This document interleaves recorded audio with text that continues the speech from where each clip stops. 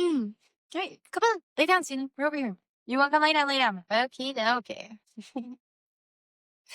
Okay, welcome, ghouls, demons, and fellow weird ones. Let's drink some moon juice. One day I will feel less silly about the intros and all of those fun things. It's a good starting point. And I do enjoy it. It's just so silly to me. And then the fourth wall breaks. And that's where I guess I decided for this, I guess for now, I don't know if this will be a thing. This is just an idea. And I'm not really throwing the kitchen sink at it or seeing what sticks to the wall or whatever. But if I'm inspired to do something, I'm trying to honor that regardless of how I ultimately feel about it, as far as feeling like awkward or imperfect or any of these other really harsh things that go through my brain. So I wanted to do, because like I got ambushed into the podcast. I've been doing my videos and I finally like brought myself back into recording myself and talking online and not just being a writer, which is just really funny how things like pop and twist and turn and swirl around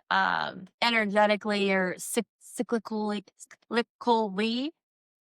if I could. And that's, I don't know, if I can even speak. That's part of why I think it's really hard for me, is I am quite the critic on how I speak, how I talk, and all of the above. I get really nervous with it when there's like a spotlight. I talk very well, one-on-one, when I don't think anyone's listening, when there's like a sense of, I don't know, a lack of judgment. I feel so free when I rid myself of the fear of judgment, and that's usually being around people who are comfortable, and the internet is not a comfortable space. I think it used to be. I think it may have intended to be. I don't know. There used to be more confidence in myself online. I think the culture of online has shifted for a variety of reasons, but I also don't think we are prepared to evolve, and we were prepared for what this meant, and how people are going to use it or what came from it. So I think this is a learning process for everybody, especially as someone who, like, I grew up at that shift. I was in fourth grade on MySpace. I don't really know when MySpace like started. But anyway, all of this is to say, like, I've been on the internet for a very long time. I've been on the internet since I was 8 years old, which is insane to think about, but not in like the way that kids are now, as far as like influencers and vloggers and this and that. Like, but the internet has always been like a tool of self-expression. And I always kind of seemed to fit into it, but I never really took advantage of it because I didn't want all of these things that I saw. I wanted to use it in a way that I wanted to use it and take what I wanted from it without everything else. And so it's a huge disconnect with like me and the internet and this whole relationship and this experience of me putting myself out there. And so trying to like loop it all together is I wanted to do reflection podcasts in between guests. Especially if I continue to have multiple guests consistently, I'm not too sure where this is going to go. Riley thinks like a guest would be like a really good idea. I have like a really nice like ranting like skill that I can do. So I'm trying to figure out how I want to even do this. And I think that's what stopped me for a very long time, is I have such a vision of what I want. And if I can't create it to my standard, then I don't want to do it. And it's not necessarily about instant gratification, or like I'm not perfect. Like if I'm not good at something, I'm not going to do it. It's just like, here's the thing. I expected to stumble. I expected to fail and have all these learning processes, but I would have been more confident in failing if it looked better. And I don't know if any of that makes sense, but there was like a nest or an environment that I pictured. And if I could create this nest, and if I could create this environment and this safe space, this sacred community, platform, whatever, then I could do whatever it is that I wanted to do. So anyway, I was just, after the first podcast and like posting it and kind of like stumbling through that, because I really wasn't prepared for it. I was prepared to be a guest, and I don't fully understand like the disconnect. Like I had such a different attitude, and like Riley and I talked about this, but as soon as he was like, "It's your podcast," like something within me shifted. Like if he would have told me that after we talked, like after we recorded, I think it may have been different. And then I noticed, because I already recorded with my second guest, and that is also what inspired. Like, I think I need to, yes, this is what I need to do, but I think I need to pause. And I don't need to like necessarily rush through it, but maybe I need to reflect on it. And then it was like, well, why aren't you reflecting to your audience? And I don't, because I don't know, sometimes I don't think people,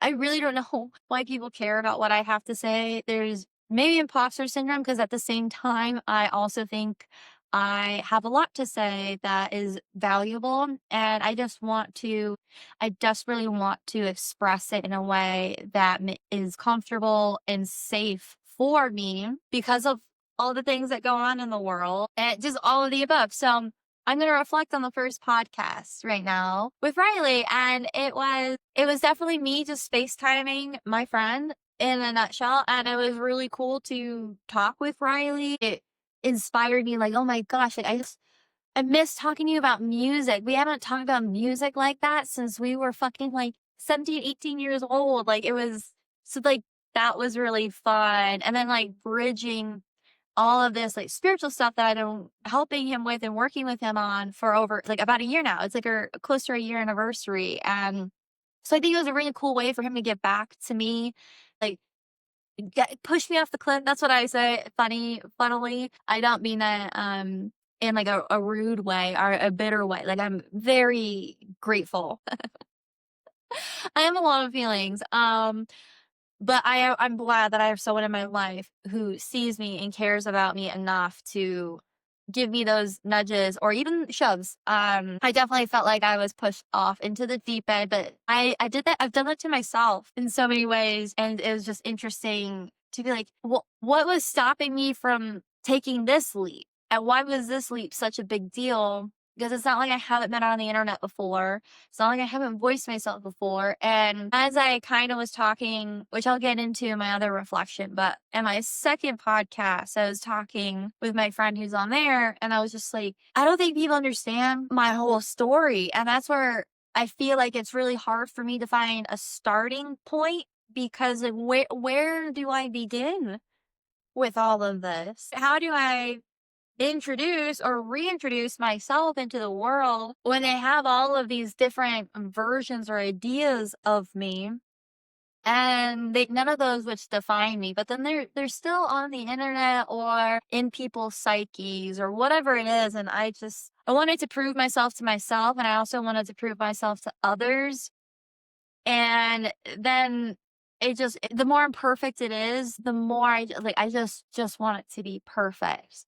And I think like there's just so much anxiety and maybe trauma response. Like there is like a pause, a shift, like a hesitancy within me to do this. And so I've been really trying to figure out like what that is, because I am intelligent, I'm well studied, like I know my shit, and self-assured in small, intimate one-on-one conversations. But leading one person in a conversation versus leading a group is difficult, especially with like mob mentality. And I've experienced like the worst of it. I have put my foot in my mouth. I have misspoken. I have had things taken out of context, and it's out of your control. And I think like part of that was like a huge lesson for my Pisces Saturn return, but to bring astrology into it for those who give a fuck about astrology. And if you don't, whatever, like I'm so tired. Like it's just like I'm trying to reach like a huge audience that I don't even know what my audience is. It's just people who I guess are, because like sometimes I'm like, well, everyone is saying the same thing that I'm saying, but they're really not saying the same thing. And I think a lot of people find hot takes or points. I don't hear a lot of people genuinely processing and expressing their own thoughts. Like they're not taking ideas and then making their own. They're regurgitating the same idea over and over again, and not really elaborating on what that means for them. And I think that's a huge part of like the disconnection. And I'm trying to build or bridge connection into the diversity of human beings and different perspectives. And so to me, in my mind, I'm juggling way too much. And then it's like, well, how do you focus that? And how do you try to reach like a spectrum of people? Because when it comes to a lot of the stuff that I talk about, psychology, spirituality, astrology, it's incredibly individualistic and specific on like the perspective and the path that you take. And I don't think that there's respect for the variations, the variety of paths that people can take on. There are paths least traveled and paths well traveled, and I think whatever path you choose to travel is up to you, but it is just, I don't know, it gets to be too much. And so it's like, well, how do you focus, in this way with like, because I'm talking to a specific person, but then everyone's hearing it. And it's like, well, to this specific person, I said the right thing, but to a global audience, I didn't say the right thing or the best thing. And I really struggle with that because I have like a standard, again, this vision of what I know this is to be. And I don't know, maybe I don't want to publicly share the imperfection, but there's a level of me having to do that. You have to pay your dues.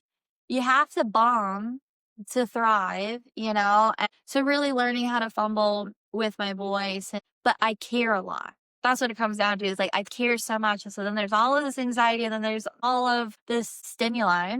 And then it gets overstimulating. And again, saying the wrong thing at the wrong time in the wrong way for a collective. So it's been a lot of for me, it's been learning how to speak to a collective and not just an individual. I'm really good at target individuals, and provide like being of service to an individual. So anyway, I don't know where I've gone with all of this, but this is I don't know how to be any other way. Trying to better myself, but I think it's a false sense of improvement or evolution because like I don't know why I don't feel good enough like as I am. Like this is genuinely how I think. This is genuinely how I talk. This is genuinely how I process, but I feel annoying, obnoxious. All of these like fairly negative things. It's like, wow, through this medium, I have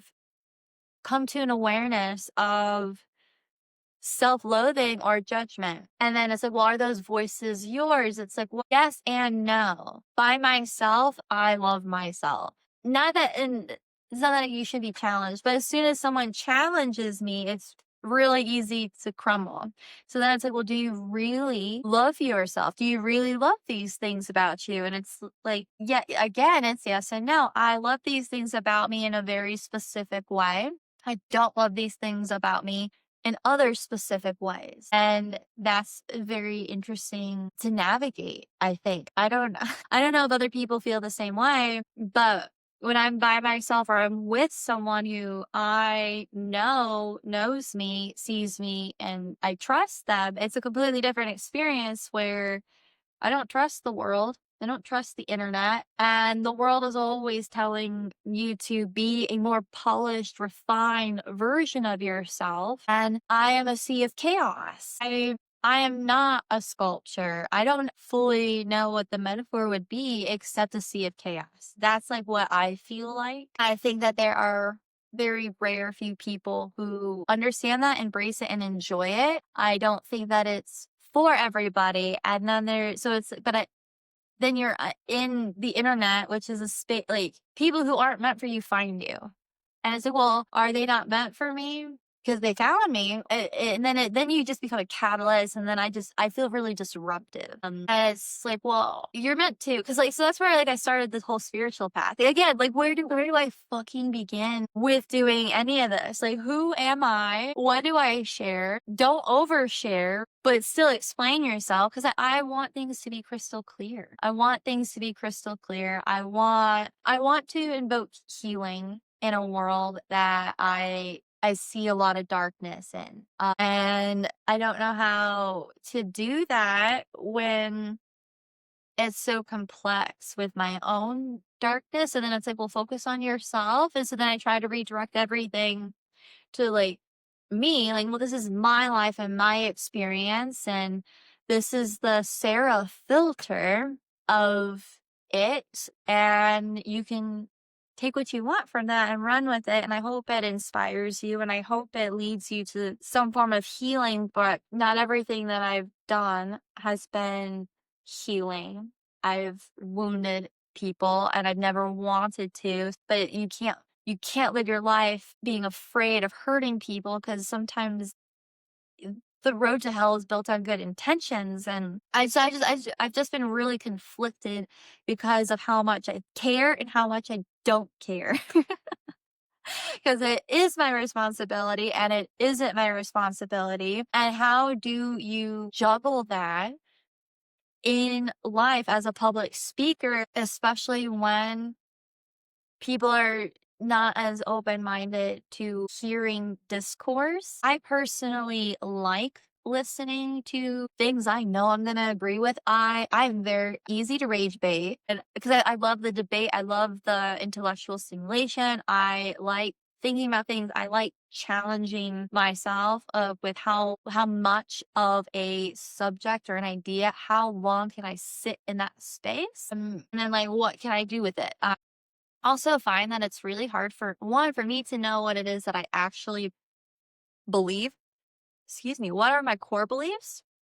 And what are just thought experiments? Because I find that I'm constantly in a state of thought experiment. And so then I'm having these conversations with people, and it's like, what direction do you want to go? Because it's all layered and on or connected. And I feel like a crazy conspiracy person. And I know it's really hard for people to follow my tangents and my process. And so the feedback, the criticism is like, stay on subject. But to me, this is all on the same subject. This is all the same thing. It's just layered. So where did I lose you, and what do you need me to focus on? What loose end did I leave? Because is it really a loose end, or is this a maze and you reach the dead end? Or is there a secret door we can go somewhere else? Like, it's chaos. And a lot to juggle. I was sitting like in reflection, and it's like, well, do it anyway. Do it if you feel cringy. Work through the fear of being seen. Work through the fear of being judged, and ridiculed and misunderstood. It's okay, but it brings up a lot. Um, for just like, well, no, no, I don't want to be. I don't. How would I say that? I don't want to be known for being hated. I don't necessarily want to be known for being loved either. I don't even know if I want to be known, but there is like a legacy. Like, I'm alive for a reason. I think the way I think for a reason. And you're trying to figure out like what the fuck to do with yourself. So you follow a script, which I did, which like kind of goes back to like Riley nudging me off of this. Is like, I followed the script, I got the medical degree, like I was living the American dream and the life, and I was still miserable. And it's because like I was denying this purpose and this natural skill set, these spiritual gifts that I have. And other people see them, I see them as a not really a gift. Sometimes I see them as a burden, because I don't think people understand. I don't think the world is necessarily ready for some of the things that I think or say. But I also know I'm not necessarily alone. Heard and met other people who say it. So it's like, well, they can say it confidently. But here's the thing, then you find out like, well, they're just saying stuff for views. I don't want to just say things to be pop. I want things to be meaningful. I want things to fucking matter. I don't want to just be doing it for no reason. Because like I'm filling a void. I don't want to do any of this for any egotistical reason, but I also know if I have this gift of sight of what I see, and then I have this understanding of healing, why not share that and not heal the world, heal as many people as I can, heal myself, heal like whatever this is, but it's always gone back to healing. And that's been me since I was a little girl. And so I was kind of just trying to like figure out what all of this is. Like why have I felt this way? Why have I thought this way? Sometimes I just feel like I'm on a log, not really a boat, on a log, just fucking drifting everywhere trying to figure it out. I guess seeing where I go and maybe like that's the flow of things, right? Losing your control and like the sense of Pisces Saturn, right? It's releasing control. You can't control things. You create, you put it out there, and then it takes on a life of its own. However, when things take on a life of their own, if you're not intentional about it, it's, it's crazy the butterfly effect of things. And I feel like I'm hyper aware. And I feel like that hyper awareness is like limiting but also I think it's a blessing. So I don't know. I'm just trying to figure it out. All of it, from every moment that I've been canceled and ridiculed for my beliefs to everyone that I've hurt in the process in ways that I don't fully understand how an idea hurts someone else without affirmative action. And what I mean by that is like, so part of why like this is all like deep inner child stuff. This is all like these are things that I wanted to do my whole life. Is wanted to be a voice, I wanted to be a writer, like to share this, and it was met with a lot of ridicule growing up, and so there's a lot of fear in that, and like what that means and what it does. And I lost my train of thought on exactly like where I was going on like all of this. I hate that. And then I want to go back and I want to try to remember what I said. As for another person's helpful because they tell you like, oh, you were talking about this or you were kind of going this way. Um, I don't know. I don't know.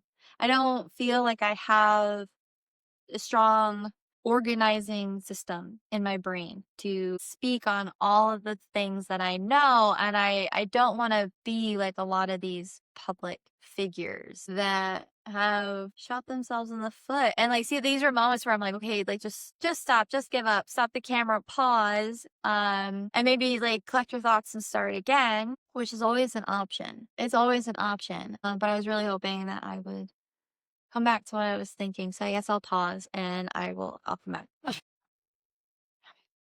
Okay, so I figured it out. I figured it out. I had to watch the video a little bit. But what I say like with affirmative action, so like I have hurt my family. Which I think it's kind of crazy that I've hurt my family for educating myself in different perspectives and coming to my own conclusions. My family is deeply hurt that I am not a Christian conservative, but I'm also not not a Christian conservative. That is a part of me in the sense that that is my upbringing. That is a part of where I came from, but I have evolved my relationship to Christian theology. I have grown a strong for Christianity as a religion. And I feel like Christian conservatism, that's a religious political area. There are Christians and then there are conservatives and then there's a Christian conservative. And I think the Christian conservative is quite dangerous because you're blending in the separation of church and state. All right. Like you're bringing in religion into the government and that isn't okay. They use the excuse for morals. There are people who have Christian morals who aren't Christian. Like it's not a Christian theology to be a good person. Being a good person is just like, that's a very neutral thing. And so having these ideas, voicing these ideas and choosing to live a life for myself, that hurts other people. I think that's weird. I think that people choosing a life choice, I think if people choose a life choice that hurts you, I think that's weird. Why do you care what color someone's hair is? Why do you care what they dress like? Unless like, I understand when it comes to like certain elements of self-expression, protecting children. And again, this is like a nuanced conversation. I'm not talking about people inappropriately flashing themselves publicly, but if someone is dressing maybe a little more provocatively than you are comfortable with, don't dress that way. You can't police other people. And the fact that other people making choices for themselves hurts you is weird. So again, like that's kind of like where like I come from is like we're just talking about things. And then like but I realize how much my decisions affect everyone around me, people who I really love. I love my family, but I'm a different person than them in the fact that I love them for who they are as a living creature who I've not necessarily agreed with in my life. But like I show up for that. Like I don't care about the ballet. I've gone to plenty of ballets and I've tried not to fall asleep through them and I've cheered on my cousin who's a gorgeous ballerina. My brother wanted to be a cop. I don't agree with certain things, but I showed up to his graduation and didn't make I did my best. I don't know. I can't speak perfectly, but I definitely did not try to make them feel bad. And I didn't even tell them that I disagreed with it. Anything of me disagreeing with people comes out later.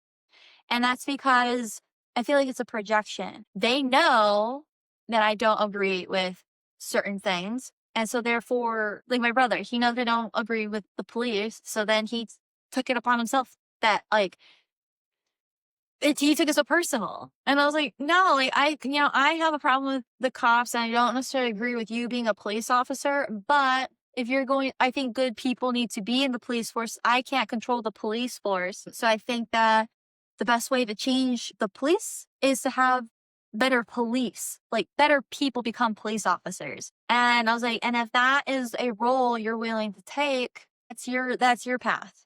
But you're asking me what I think. Here's the thing. I just didn't think it was my brother's path. Why don't I agree with it? Really has nothing to do with politics necessarily and my criticism of the system.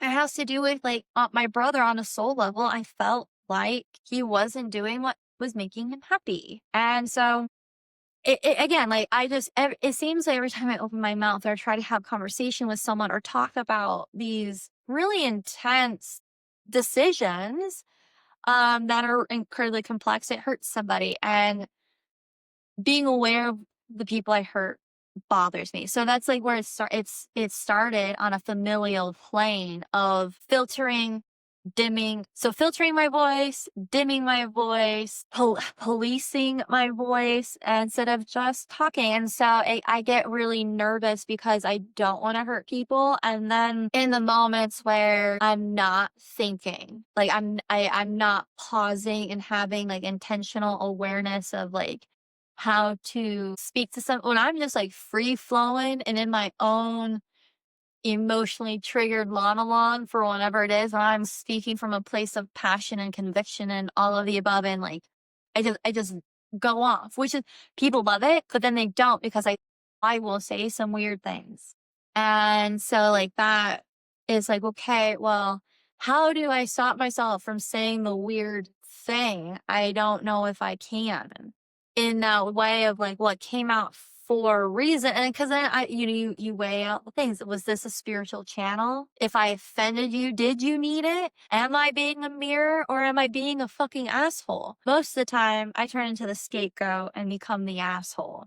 And so there's so much fear. There's so much fear in speaking my mind and having a voice. So here's the thing, I know not everyone has something to say. I think a lot of people think that they have things to say and they want to be famous and they want this romanticized idea of what it is to be a public figure, a public speaker, a podcaster. I don't want any of it. I want money. I think everybody wants money because our system is built on money. I don't think anyone actually wants money. I think they want what they think money will give them. And I have found that you can find a lot of those things without money and in other creative ways.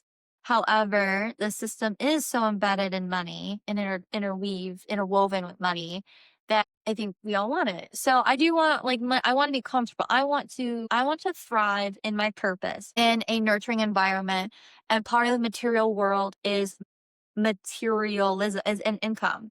It doesn't mean I want to be a billionaire unless I am given billions of dollars to do something good with it. But then I fear the corruption of it. Like I guess it's just a lot of fear of what this could mean and the responsibility of making sure that I do it with integrity and then seeing where I've been imperfect.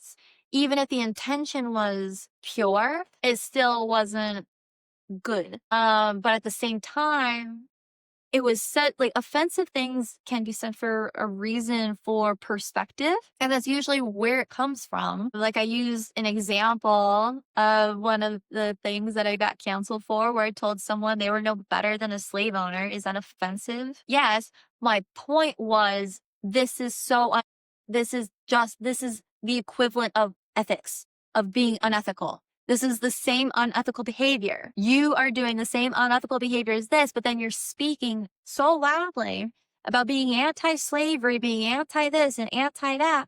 But then in your own ritual, spiritual practice or your daily life or whatever it is, you're no better because people want that hierarchy. And that's ultimately what slavery is it's having power and control over people. And I don't want power and control over people. And I don't want people to have power and control over me. I want to be like, come to me and I'll help you problem solve, but ultimately the decision up to you. I don't want the responsibility of your decision. I don't even like the responsibility of my own decision.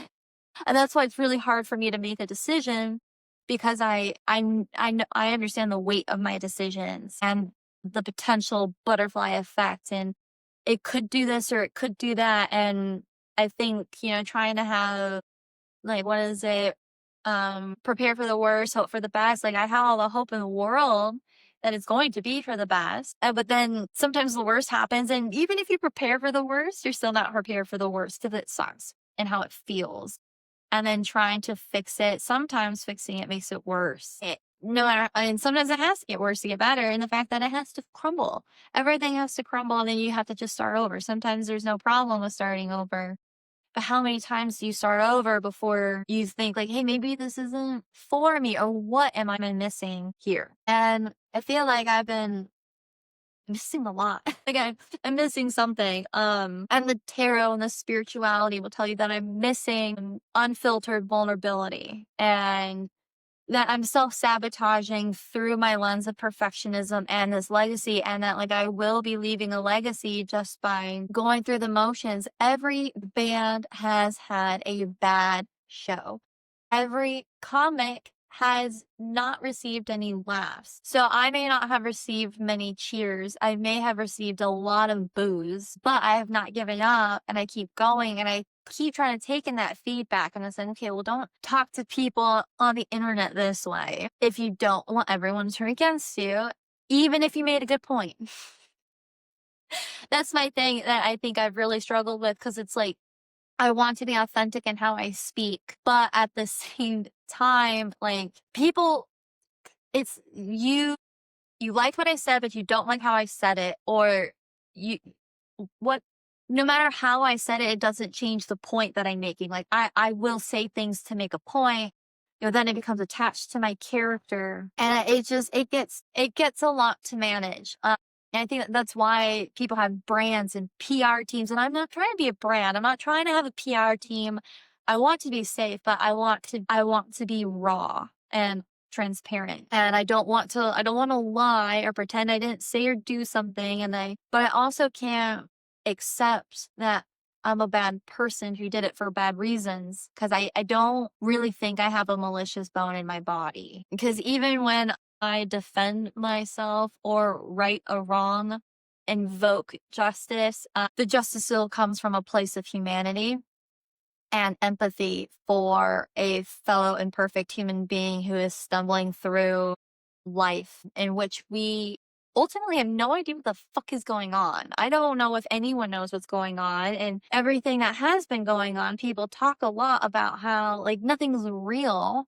And I've said that for years. I've said like the only thing that's real is death. And like, what the fuck is everything? If everything else is made up, and why am I in the medical field? Why am I doing this? And then you realize, well, you're still embedded in the system and you can't just walk away from it.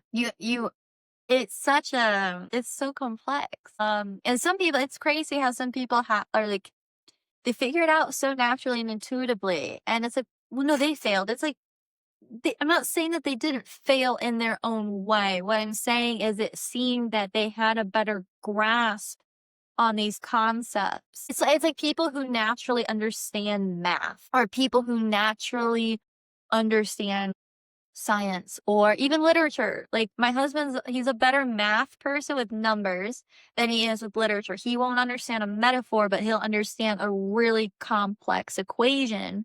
And I'm the opposite.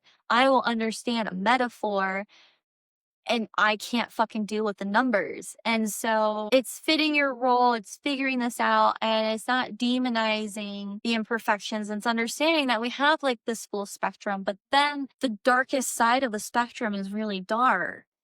And how do we navigate that? How do you set boundaries? That's another Saturn thing, like free will and boundaries. And it's a lot of discipline that I don't think is being taught in the world. And I think a lot of what I've been through is being forced to learn that discipline the hard way, the longhand division way, which I talked about with Riley on the first podcast. And so yeah, I've just been in a huge state of reflection of like, how do I just do this without worrying so much? How do I do this without being afraid or letting the fear dictate what I'm filtering or what I'm not saying? Or even if I do say it, like when I was recording with Rosemary and in the second podcast, and I was like, I wasn't really I just felt like I had to over explain, and she's like, "Well, why do you feel like you need to explain?" And again, because I want people like, things are so complex. They're so complex and they're so layered, and I want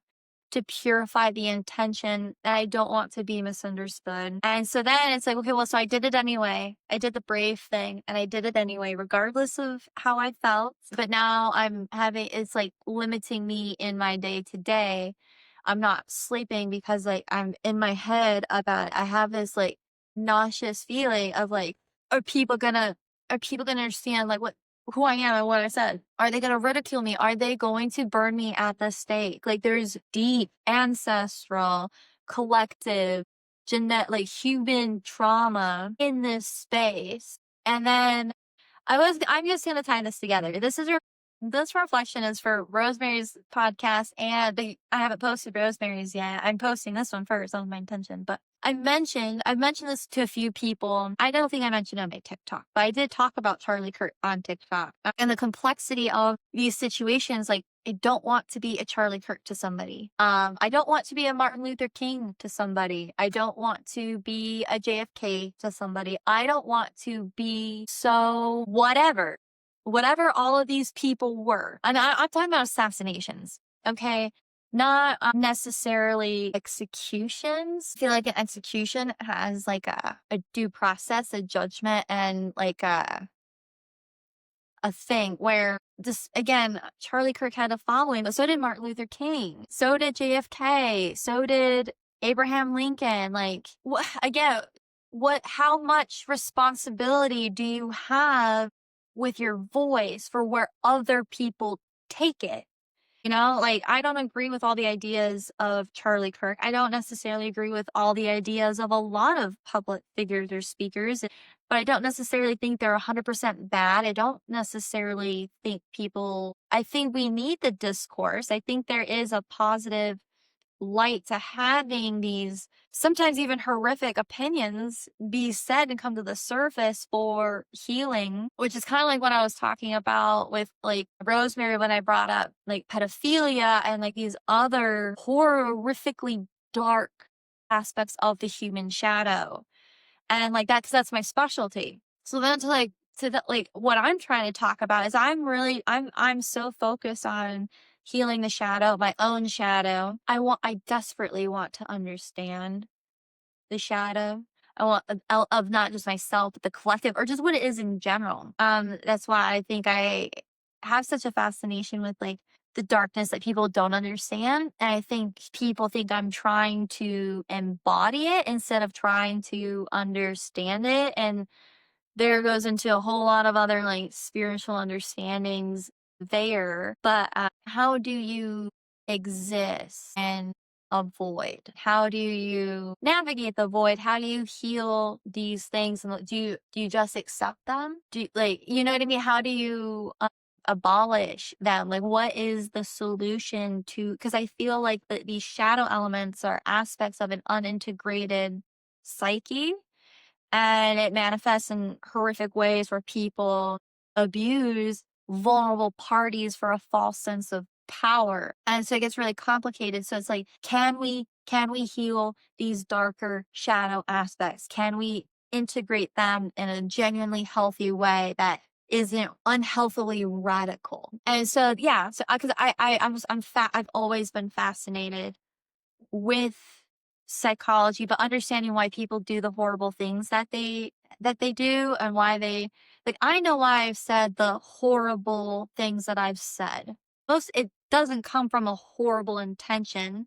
But maybe it comes from an ignorant intention. And I've had to really sit with that and kind of figure out, like, well, was it ignorant? Like, you have to decipher through the noise. And I don't know how many people are doing that self reflection before they take action, before they speak again, or whatever it is that they do. And so it's a lot to process when you're trying to be a voice for a certain direction of things. And it's like, well, listen, there are people like me out here who feel the way that I feel. Our voice deserves to be heard. I feel like that's something that Charlie Kirk could represent, is he was a voice for a group of people who I don't necessarily think are good or bad. I think that they are a spectrum. Like, I think everyone's too complex. There's too much polarity. You can't be this black and white thinking. And that goes into all of the mixed emotions of, like, Charlie Kirk, which is people, he's a husband and father. I'm like, yeah, he is a husband and a father, but simultaneously he spoke horrific things about marginalized group. Like, I understand why what he said was offensive to certain people. A couple of things he said bothered me, but I kind of took it more that's more inner work for him to do. I didn't think I needed to take it upon myself to take him out. I don't There's a lot of people I don't feel the need to take, like, I don't know.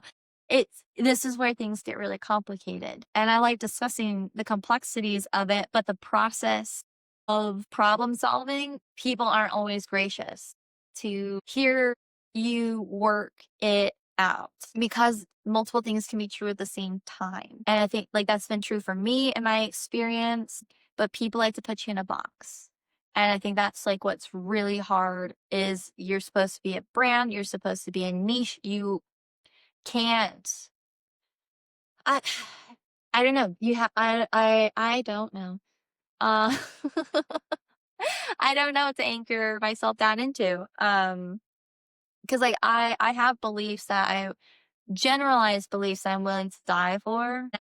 Like, so again, it goes into, like, what's the line of, like, what's worth dying for? Is it worth risking my life and the lives of those that I love to publicly voice my ideas and my thoughts and see what change I can generate, and hopefully a positive direction, while also inevitably taking responsibility for the negative direction that it could go? But however, that's not my responsibility. My responsibility is in my intention and trying to redirect the people who took it negatively. It's like, listen, you took this part of what I said. No, no, you do not get to glorify me as a voice when you're taking what I said in a completely misinterpreted direction, which is like Jesus. Okay. People love to quote Jesus, but then they are not actually walking like Jesus.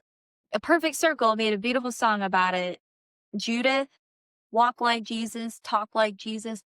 If you're going to quote somebody, or under whatever the essence of the quote is supposed to represent, you can't quote those people, or when you're a hypocrite. But then it's like everyone's a hypocrite. I am a hypocrite. Like, everything's chaos and nothing makes sense. So I just don't know how we piece this together. How do we have hundreds of thousands of millions of species of different things that coexist, and we're in an ecosystem that makes sense? And I think humans are kind of their own ecosystem, but I think a lot of the shadow elements of the human experience, it's like root rot. We got to fix the root rot in our ecosystem. We need to purify the aura of Earth. And so if Earth is in a dark cesspool of shadow, which would be Kali Yuga, which would be the age of Pisces. So if we're moving into the age of Aquarius or whatever like age of time you want to implement onto this, but that would make sense why the shadow is coming to the surface and people are shining light on all of these things. And my question is, why do these things exist and what can we do about them? I can't deny these monstrosities, these horrors, these nightmares. They exist. So what do we do about them? Not it's not just so much how do you get rid of them, but how do you purify it to where it basically Earth becomes the sun. So Earth is like a black hole. I don't even know if that's accurate, but it's a black ball. And you can see like it's like so stars. So you see like all these little beacons of light, and it's like, well, how do we get all these lights to come together to make like a big light? I mean, I think that's like ascension and all of these other things. And how do you do it without being an obnoxious like love and lighter? Because you can't ignore one side of the coin. You can't only focus on one side. And people do that. There's these extreme, dark, brutal left-hand pathers who are just about destruction and chaos and brutality, and they're fucking morons. They irritate me so much because they want to expand the shadow in not a healthy way. They don't want a integrated shadow. They want those dictator qualities. They're neglecting the other side of the coin, which is like the collective and the oneness. And they're like, well, I don't believe that. And I'm like, it's just so many things. And it's like, how do you do all of this? So that's what I'm trying to figure out is like, how do I guess, teach all the things I've learned, and how do I focus it? And how do I ensure that my intention is pure and clear? And how do I make sure that it is something of value to the collective and not unnecessarily destructive? I think that there is necessary destruction and disruption. I think like Aquarian energy in a healthy direction is a necessary disruption. That's something that I've been working on and implementing in my own Aquarian spiritual path. That's why I like to use astrology for those who understand it. I feel like it's a beautiful language to express yourself and like gain clarity and understanding. Because once I understand someone's astrology, there's a little bit more patience and empathy for what it is that they're going through versus someone who I just think is being a piece of shit. It's not to, excuse behavior, but there's just like oh, you're still being a piece of shit, but I know why you're being a piece of shit. And now I think I know how to support you in a way that you need at that moment in time for whatever it is. And so I don't think people are getting the support that they need. There is a lack of wellness, nurturing, empathy, like legit, like centered, kind of indifferent. Like we're missing, so we have the scale and every side is tilting, but we're missing the fulcrum? We're missing the beacon of centered, grounded truth that allows the spectrum to roller coaster and dance. And I think like as we keep going back and forth, I think it's kind of like the pendulum swinging, but it's like centering itself. And that's why it seems like such quick whiplash, because it's trying to reach a stop in the center. And I don't know how far I don't know where we're going. It seemed like the pendulum picked up again. It seemed like it was slowing down and maybe we were centering now, and now it's back in a full swing. And who knows, is that inevitable? Is there really anything that you can do? So it's me. I'm trying to balance out my absurdism with my nihilism and all of these paradoxes that are in society.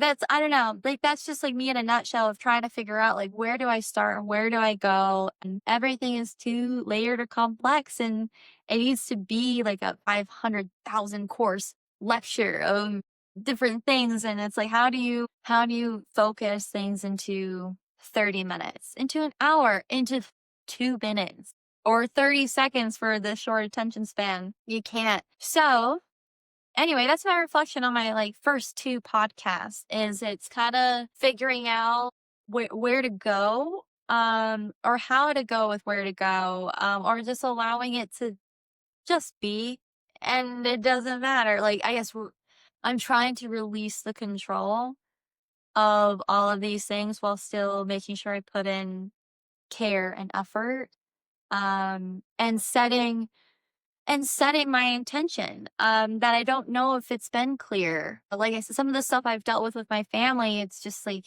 are you committed to misunderstanding me regardless of how much I explain myself, which Rosemary informed me? Like, sometimes it's just, you said what you said. Mic drop. That's it. No other explanation. But again, it goes back into the fact that, like, I don't think that that is I don't necessarily think that that always helps with certain closure or, again, healing. Cause, like, okay, you said what you said and you have a hard, like, I understand having a hard line, but you closed the door on it. And maybe it's, I don't know, something to think is necessary. Again, it gets complicated. It gets so complicated because it's like, well, I don't want to give up on solving this problem, but maybe the solution is to close the door. And I really struggle with that. I feel like every time a door is closed, so if the world is a web of connecting the dots, when you close a door, you're shutting off a light. And then that's how you get darkness. And that, in a very loose metaphor, if you can follow exactly what I mean by that. Like I said, I think sometimes you do need to turn off the lights. It's just like the moon, right? We're drinking moon juice, so we're gonna wax and wane. And I think that that roller coaster is difficult to ride when we have a system structured and designed to work against it and doesn't allow time for that. And anyway, I don't know how to, like, fully wrap this up. I feel like I've been yapping for like 2 hours, and I think I have. So yeah, so the reflection on all of this is I hope to get better. I hope people understand where I'm coming from and, like, all the ideas, all the things, and maybe I'm overthinking it all, and what it is that I am wanting to do or what I want to talk about. But it has been quite the 5 years in general since I really began a lot of this wholeheartedly, transparently. And I feel like all of my shells had been stripped away. And I do feel, I guess I feel like I've broken through the cocoon and I'm not like flying around. I'm not a flying around butterfly. I am a butterfly who just came out of the cocoon and I'm still drying off. And I'm just still trying to get used to being a butterfly, metaphorically speaking, and what it means for myself and the world, and how much of my introspection is beneficial or harmful. So, anyway, with all of that, these are the thoughts that have been, like, running through my brain all morning since I've committed to this podcast path. And I'm trying to find ways to not sabotage it by not posting it, and maybe giving myself more content by reflecting upon it instead of just writing about it. So for those who don't know, this is like what my lunar memoirs are, is it's reflection of my day-to-day life, incorporating all of these philosophical and spiritual, political, like all of the philosophies, all of the theories, all of the perspectives. How does this stimuli interweave into my life, and what do I do with it, and where do I go from there? I'm constantly in a state of reflection. And that's where every conversation something comes up, because I'm like, well, everything's a cycle, everything's a pattern until you break it. And I don't know. But I don't know. So anyway, that is the moon juice for today. Which that's kind of like what the moon juice is. It's taking an elixir. It's like taking a psychedelic and taking a journey that maybe you don't understand. I think, like, that's a great way to describe me. Is I am a trippy person. I'm a psychedelic trip. I don't think that that's a bad thing. I think it's embracing myself in that way, which this is kind of forcing me to do. It's loving myself through it and knowing, like, I will get better. 100 dirty reps, if Riley keeps telling me. And it's not that I don't have a strong speaking muscle or skill. It's just in this medium, evolving from small intimate clubs to stadiums, and that's a huge transition. It terrifies the shit out of me because, like, like I said, there's bands who put on a kick-ass show for like 50 people, and it's like the best show you'll ever go to in your life, but you put them in front of 50,000 people, whatever Madison Square Garden is, like it's something huge.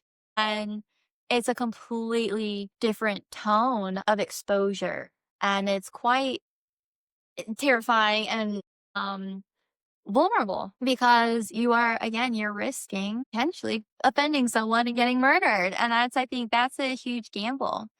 And that's why I also think like I struggle with like relationships while I am on the path that I know. And I think that's why relationships have redirected me away from my path a lot because of how much I know it hurts the people that I love to do so for a variety of reasons, whether something I said triggers them, targets them, or whether I'm just scaring them because they're afraid that some of my radical thoughts, beliefs, or theories might get me killed or whatever. So I just think life is really weird. I think we're in some unstable times right now, and trying to find stability in that is difficult. But I also think, like, for me specifically, to go back into all the metaphors, well, I can fly. So the stability of the tower is falling, but I know I'm gonna fly. I'm not gonna crash on the ground. I'm gonna soar.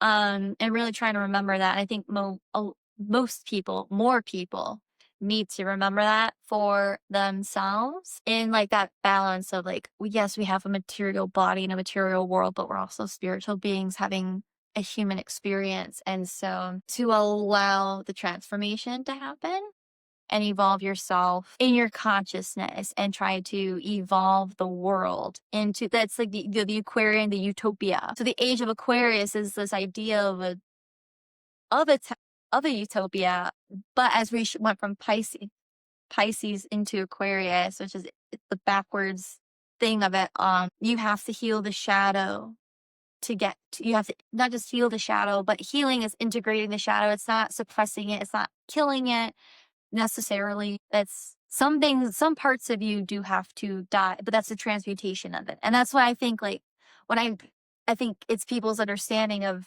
death. And that's why I want to make sure I'm using the right words. Sometimes I think I'm using a word in the context that people don't understand. And then that also goes into long-winded over explanations and tangents because I'll say something thinking that people are intellectual, spiritual equals. And I'm ignorant on a lot of topics. I'm not an expert in a lot of things. So I don't get offended when people talk to me like I don't know things because I don't know things. So I don't know what people know. I don't know what people want to know. I don't want to talk down to people, but I also, when I talk to people as if they are equals and as if they know where I'm coming from, I'm like a telepathic expectation, I guess. I find that I'm using a word in a different context and they're receiving the word, etc., or whatever it is. So yes, bad parts of your shadow die off, but they really don't. You heal them, which is an integration, and it's utilizing it in a way that is healthy. And understanding why you do what you do in the way that you do it and what trauma is associated with it and how you can reintegrating your nervous system and all the other psychological things. So yeah, so that's where I want to go. That's what this whole thing is. It's shadow integration. As I have been told, I am a dark arts specialist, and the moon is all about the shadow. It's all about your inner world. And I think people assume that shadow work has to be for the extreme horrors of the world. And so if you don't have an extreme horrific behavior or something in your psyche, you're like, well, I don't have to do shadow work. And that's where you get like lovely narcissists. They think they're better than everybody. But you'd be surprised at the shadow. And also the bigger the light, the bigger the shadow. So how do you balance that out where your shadow is as big as your light, but maybe not as ugly? I don't know. I don't know. So anyway, I keep talking. I keep talking about this on and on and on until my voice gives out. So these are segments I want to talk about. So when it comes to shadow work integration, these bridges in society, how all of this is mirroring together. That's kind of what I want to talk about with like the people that my shadow work conversations and tarot readings, whatever it is that I've done, whatever service it is that I've provided for people, it's been with a sense of healing and shadow work integration. And so I'm trying to share that with the world and the collective, in hopes that we all come together. I really want to bridge this divide that people keep falling for. But I don't know. I feel like a lot of this is bigger than me. And I think that also goes into a lot of the hesitation and what impact am I really going to make?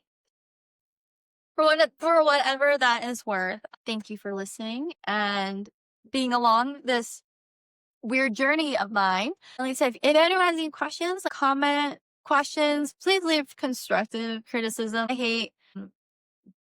hate things that are unnecessary. If it's not constructive, leave me the fuck alone. So that's another thing. But anyway, I look forward to getting to know this community and this new world of mine in a way. So thank you guys. I will talk to you soon. Thanks for drink here. Thanks for drinking the moon juice with me. I'll figure it out. But take care, everybody. I did it, guys. I did it.